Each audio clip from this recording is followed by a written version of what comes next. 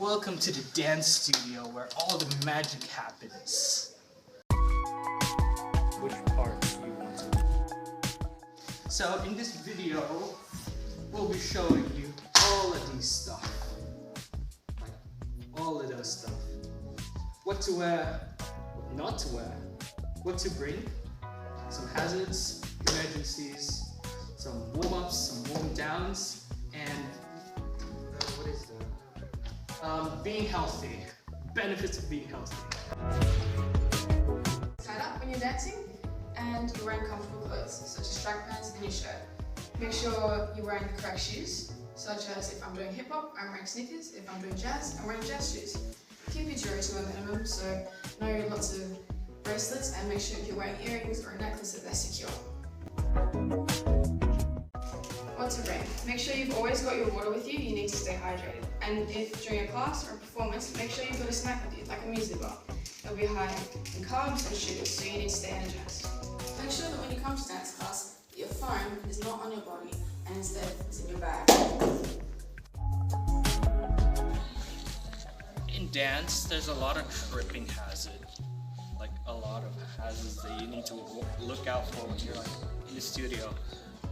Like that stump over there. Come here. See this? This is a tripping hazard. Move it.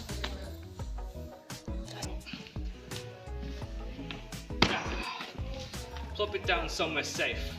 And don't forget, bend your knees when you're picking up and putting down. The studio cleared. Coming into the studio with your bag and your shoes. Do not come in with your shoes on. Chuck them somewhere safe. And never, ever drop your bag in the middle of the dance floor. That's a no-no. Come on. Let me show you where to keep your bags. In this lovely allocated area called the green rooms, you can put all your stuff in here so that it would be safe in the dance floor. In an event of an emergency, you need to find your supervisor. To find your supervisor and tell her what to do, like ask her what to do in an emergency. You open up your legs, you open up your arms, jump in, jump out, jump in. It strengthens your muscles. How you think you raise? You lift it here and you point your toe. It strengthens your calf muscles. Start, you just like roll your head around to the left or to the right. And the benefit of this is it relaxes your tight muscles, so you'll be more loose and more moving your body. My next warm-up is shoulder rolls. So like you're warming up your shoulders. Just take your shoulder, you don't even have to grab it. You just like roll and roll. You can do it backwards or forwards. It's up to you. It warms up and stretch your shoulder. So yeah. Light walking is a good exercise. The knee to chest, and then pull him back. Make sure you do that on each side.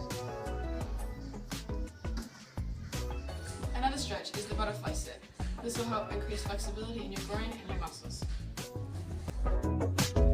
And with me is Zoe.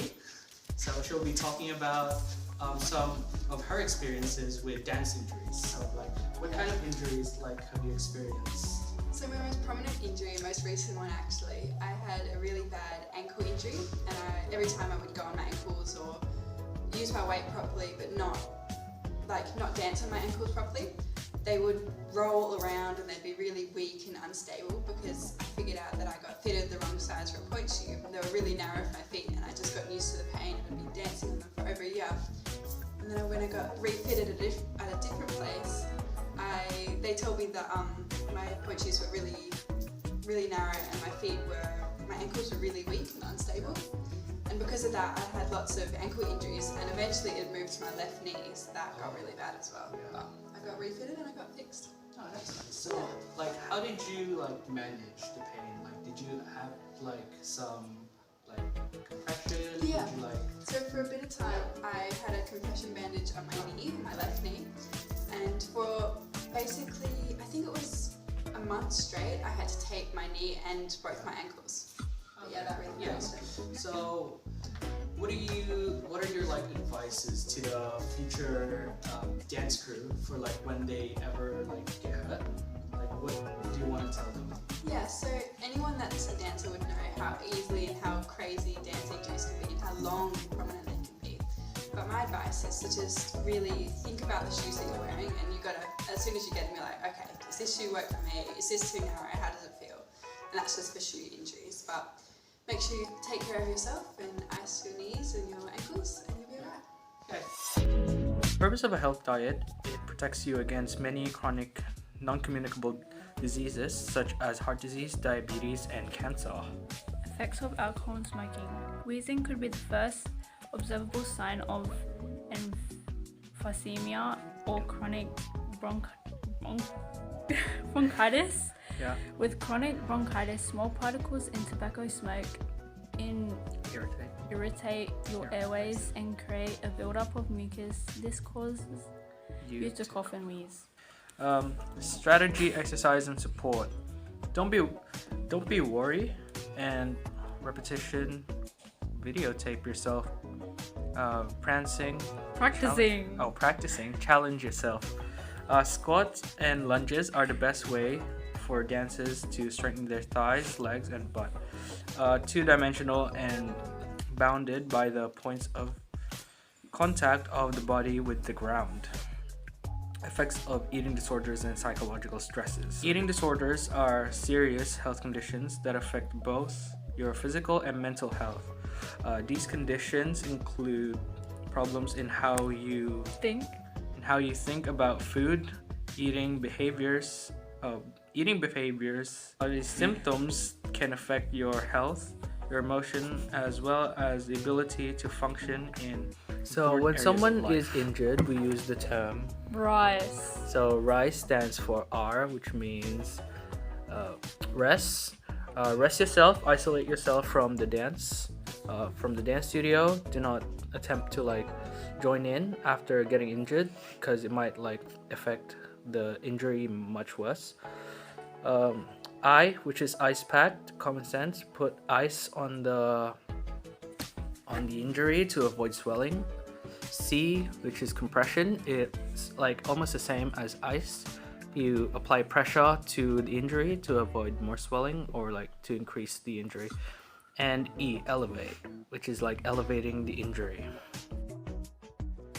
If you have asthma, not all dance studios, but I'm pretty sure all dance studios should provide with an asthma inhaler, just in case you forgot yours or you in case of an emergency.